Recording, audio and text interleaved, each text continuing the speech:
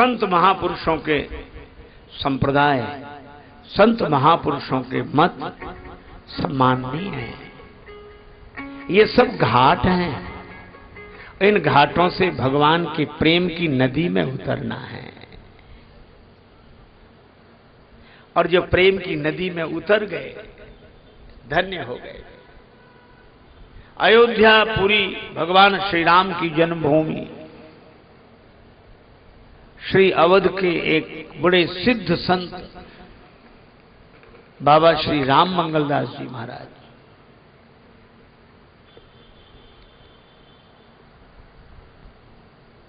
वो बोलते थे उपासना, कहते हम तो साधु हैं, उपासना करते हैं। पूछा महाराज उपासना का अर्थ? कहने लगे हमारी उपासना का तो एक ही अर्थ है कि हमारे पास से कोई उपास ना हो तो उपासना हो गई। किसी का उपास ना हो, किसी का उपवास ना हो, कोई भूखा ना जाए, उपासना। हमें इतना बढ़िया अर्थ लगा बाबा की ये वाणी का, उपासना। और सचमुच उन्हें पता लग जाता था कि इस समय कौन भूखा है। कहते रिक्शे पर सामान रखो, चलो अभी इसी समय चलो, सरजू जी किनारे एक आदमी भूखा है, उसको खिला कर लौट। ऐसे सिद्ध पुरुष कहते हैं मैंने अपनी आंखों से देखा। मिथिला की एक मैया, मिथिला की, जिसके पास 2 धोती, 1 लोटा और रामचरितमानस की पोथी, इतना ही सामान था। और एक ही काम था रामचरितमानस का पाठ करना बस। जहां जाती नवान पारायण पाठ करती, कनक भवन में भी पाठ किया, वहां भी पाठ।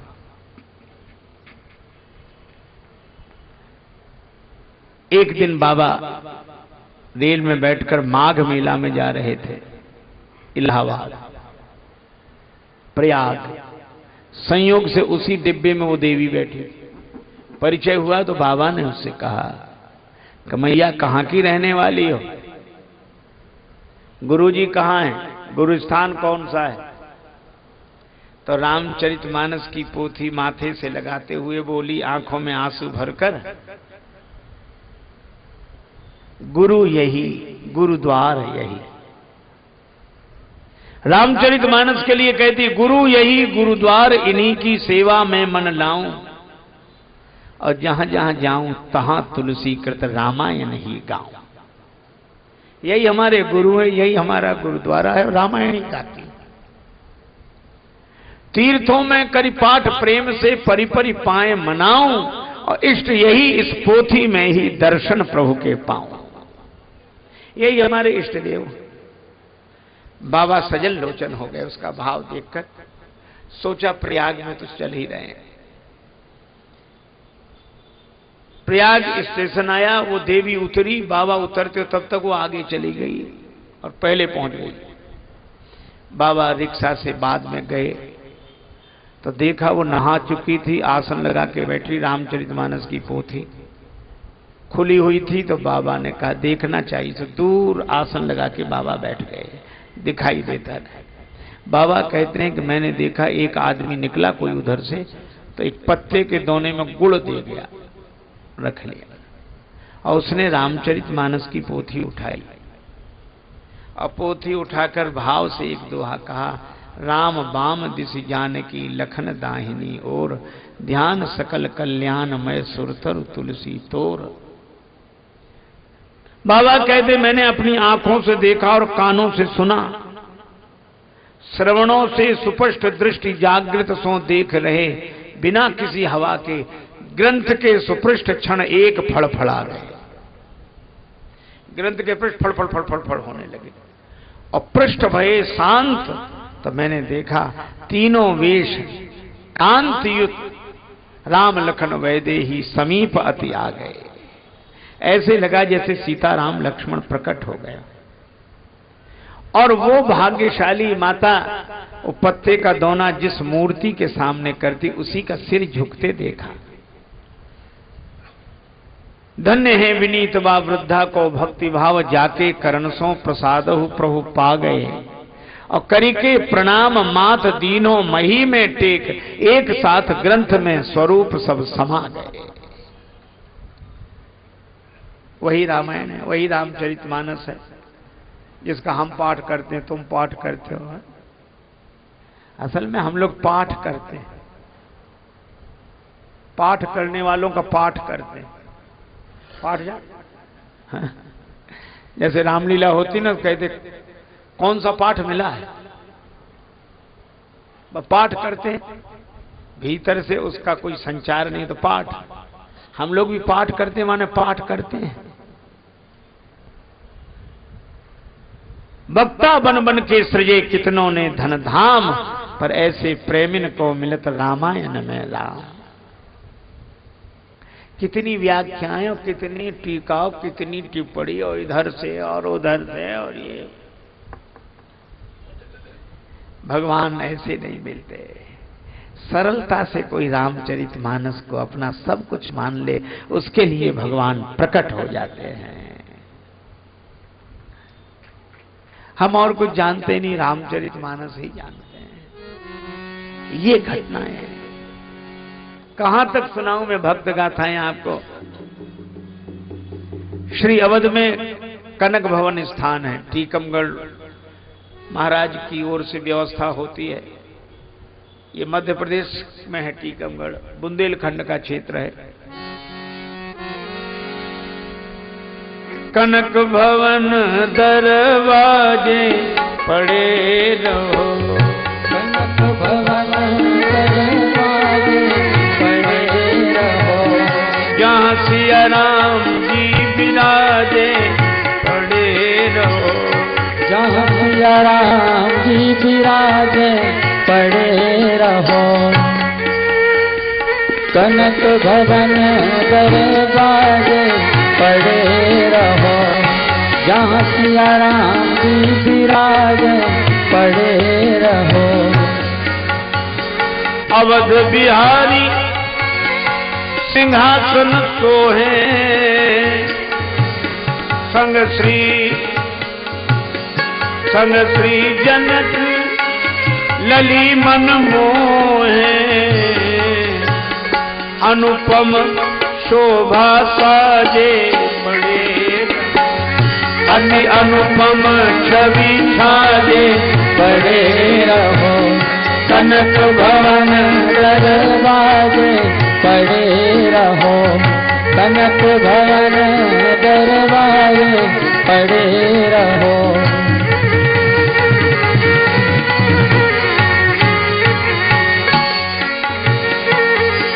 प्रभु श्री सीताराम जी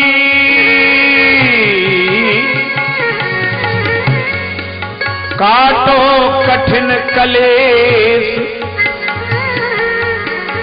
कनक भवन के द्वार पे पर्यो दीन राजेश। कनक भवन दरवाजे पड़े रहो, कनक भवन दरवाजे पड़े रहो, जहाँ सिया राम जी विराजे पड़े रहो, जहाँ सिया राम जी विराजे पड़े रहो, पड़े रहो, पड़े रहो, पड़े रहो, पड़े रहो, पड़े रहो, पड़े रहो, पड़े रहो, पड़े रहो, पड़े रहो, पड़े रहो, पड़े रहो, पड़े रहो, पड़े रहो। उस कनक भवन में जब हम श्री कनक भवन बिहारी बिहारिणी जी का दर्शन करके परिक्रमा करके आते हैं, तो एक पुस्तकालय है। वहाँ एक पुस्तक, कई पुस्तकें मिलती हैं, पर एक पुस्तक मुझे बहुत प्रिय है, मैंने ली वहाँ। आप लोग भी कभी अवसर लगे तो पढ़ना। उस पुस्तक का नाम है कनक भवन महिमा। उस कनक भवन महिमा में एक कथा है।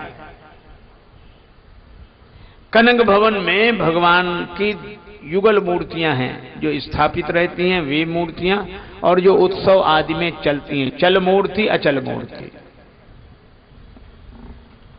जो अचल मूर्तियां रहती वो रथ में बिठाई जाती हैं, और उन दिनों एक घोड़ी थी जो रथ में जोती जाती और रथ को लेकर चलती थी।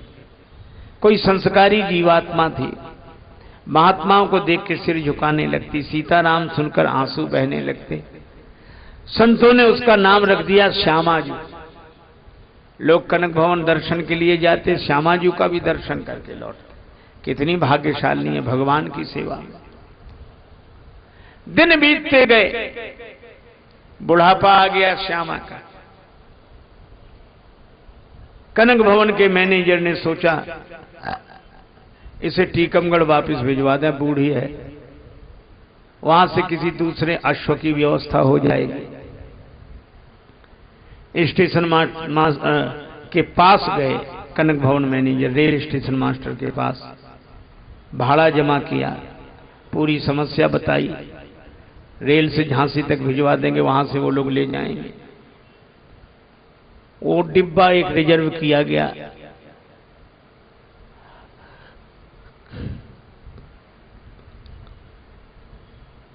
निश्चित हो गया परसों भेज देंगे। कनक भवन मैनेजर लौट के आए, सभी को समाचार दिया, पर पता नहीं घोड़ी को कैसे पता लग गया कि मुझे अयोध्या से दूर किया जा रहा है। अब तो उसके आंखों से आंसू बहते थे, आंखों से बहती थी अविरल केवल आंसू धारा। 3 दिवस पहले से त्यागा दाना पानी चारा, आंखों से बहती थी अविरल केवल आंसू धारा। श्यामा कहे रघुनाथ सुनो, श्यामा कहे रघुनाथ सुनो, करी सेवा बसी तुम्हारी रजधानी। वृद्ध भई यही ते सबने बस औध छुड़ाए बे की हट ठानी। अब बात सुनी जबते तबते हरि सूकत ना अखियान को पानी। और धाम में देह राजेश छुटे, करुणा करियो प्रभु सारंग पानी। नाथ धाम से जुड़ा जो नाता वह न कभी भी टूटे। एक लालसा यही दयामय देह अवध में छूटे।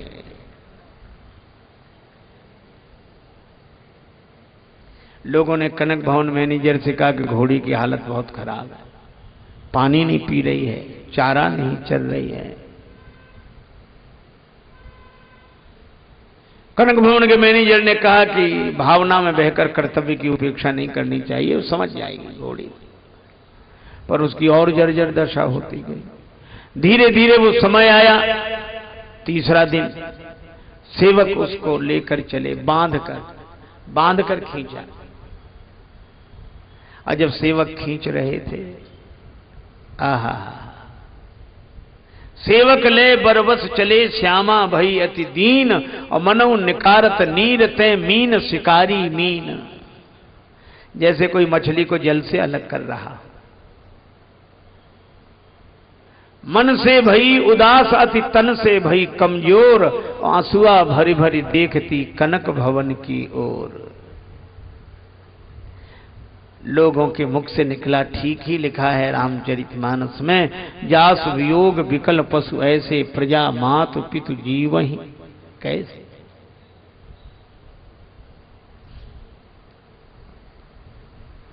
ले गए, रोते बिलखते घोड़ी गई। पहले से ही डिब्बा तैयार था, उसमें डाल दिया, फाटक बंद कर दिया। उस डिब्बे को रात में आने वाली गाड़ी से जोड़ना था जो झांसी तक जाती। लोगों ने मैनेजर से कहा कि घोड़ी की हालत बहुत खराब है, रास्ते में मर जाएगी। अब कनक भवन मैनेजर को भी दुख हुआ कि हम नहीं जानते थे कि बात यहां तक पहुंचेगी। लेकिन क्या किया जा सकता है, भगवान अब क्या करें, भगवान की लीला से। मुर्दे के समान थी शांत पड़ी, मुर्दे के समान तो थी शांत पड़ी, उससे पर देह न छोड़ा गया। और तन तो मजबूर राजेश रहा, मन को नहीं भाव से मोड़ा गया।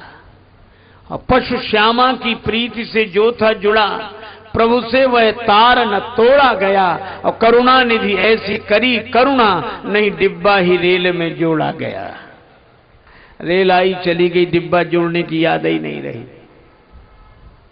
अब सवेरे सवेरे ये डिब्बा, रेल कर्मचारियों को बुला के डांटा, दरवाजा खोलो। दरवाजा खुलवाया, श्यामा मरी पड़ी थी, अवध में ही शरीर छूटा। अब कनक भवन मैनेजर के पास खबर भेजी स्टेशन मास्टर ने, क्षमा करें हुई भूल हमी से, किसको दोष लगाएं, श्यामा मरी पड़ी डिब्बे में, चाहें तो ले जाएं। कनक भवन मैनेजर ने अपने साथ कई लोगों को लिया, साथ लेकर चले। बड़े खुश हुए कि भगवान ने उसकी बात रख ली, कम से कम अवध में तो अंतिम संस्कार होगा। चलो चलो चलो चलो, गए, बाहर निकाला, अकड़ गया था पूरा शरीर, मृत पड़ी। उसकी अंतिम यात्रा की तैयारियां होने लगी। तब तक कनक भवन के एक जमादार का नाम था गुरुदीन। गुरुदीन जमादार को पता नहीं क्या सूझा, उसने श्यामा के कान में मुंह लगाया और बोला, श्यामा जी उठ बैठिए, अब क्यों पड़ी उदास, राम कृपा से आपको मिलो अवध को बास। और उस जमादार के वचनों का ऐसा प्रभाव पड़ा, श्यामा के श्रवण परे जमादार के बैन, तो फिर से जीवित हो गई, खोल दिए दो नैन। दोनों नेत्र खोल दिए, जीवित हो गई। और जो देखा अयोध्या में, तो उछलते चल पड़ी उन्हीं गलियों में